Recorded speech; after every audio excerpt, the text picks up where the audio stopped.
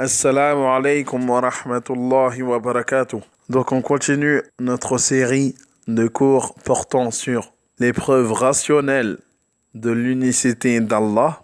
On est au cours 2. Certes, les preuves menant à l'affirmation qu'Allah est unique sont de deux sortes. Soit elles sont informationnelles, c'est-à-dire entendues depuis la révélation que le prophète sallam a diffusée d'abord dans un premier temps aux compagnons, puis aux prédécesseurs, et c'est arrivé à nous. Donc une information.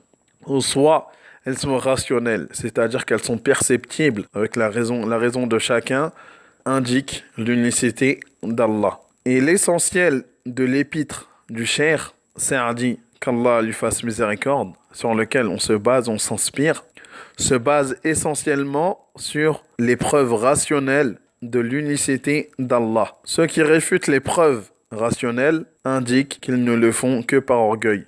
Et réfuter les preuves rationnelles, cela est une preuve pour dire qu'ils ne le font que par orgueil, ou bien qu'ils se voilent la face. Certes, Allah dit dans le sens des versets, ils connaissent les bienfaits d'Allah puis les réfutent, et beaucoup parmi eux sont ingrats. Le savant Ibn al-Qayyim, qu'Allah lui fasse miséricorde, a dit « Les preuves indiquant l'existence d'Allah sont encore plus claires à la raison et à la saine nature que l'est le jour. Donc celui qui ne voit pas cela, qu'il suspecte alors sa raison.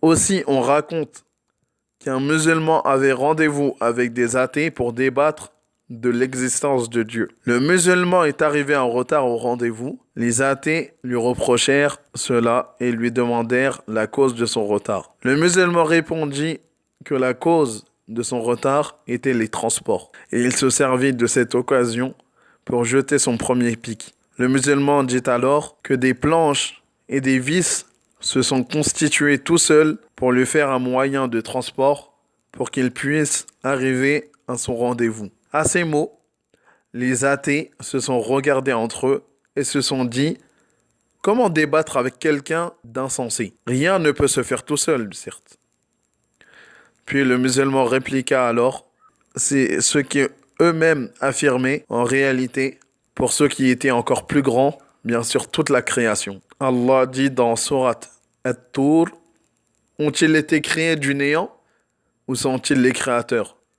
Ou bien ils ont créé les cieux et la terre, mais plutôt ils n'en ont pas la conviction. » En fait, ils ne croient pas. Ils n'ont pas la conviction de croire. Le compagnon Jubayr ibn Mut'im, encore mécréant, a entendu le prophète, qu'Allah le couvre d'éloges et de salutations, lire ces versets lors de la prière du Maghrib. Celui-ci dit « Quand j'ai entendu ces versets de la bouche du prophète, je croyais que mon cœur allait s'envoler. » Et bien sûr, ces versets ont été la cause de sa conversion à l'islam. Et parmi les preuves rationnelles, il y a les étapes de la formation de l'homme. Comme Allah dit, nous avons créé l'homme d'un extrait d'argile. Puis nous en fîmes une goutte de sperme dans un reposoir solide. Ensuite, nous avons fait du sperme une adhérence et de l'adhérence, nous avons créé un embryon. Puis de cet embryon, nous avons créé des os. Et nous avons revêti les os de chair. Regardez aussi les places des membres. Pour tous les individus, certes, les yeux sont à la même place. Les oreilles, les mains, etc.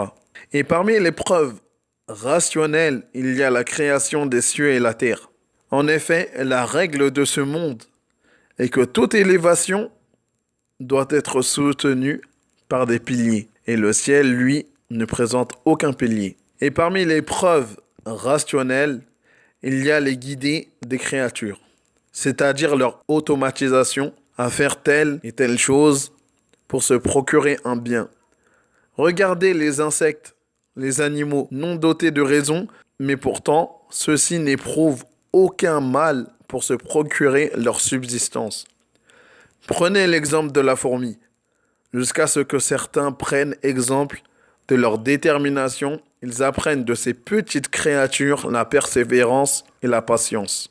Sachez que méditer sur la création d'Allah présente un bienfait très profitable. C'est certes parmi les choses les plus profitables menant à l'adoration d'Allah unique, car avec cela l'individu se rappelle de la grandeur d'Allah. Dans ce sens, une histoire est rapportée datant du temps du prophète, qu'Allah le couvre d'éloges et de salutations. Il est rapporté qu'un bédouin vint trouver le prophète et lui dit, dans le sens de ses paroles, par celui qui a créé les cieux et la terre, créé l'homme. Est-ce que c'est Allah qui t'a envoyé comme messager? Et le prophète, qu'Allah le couvre d'éloges et de salutations, répondit, certes, par celui qui a créé les cieux et la terre, c'est lui qui m'a envoyé. Wa sallallahu ala nabiyyina Muhammad.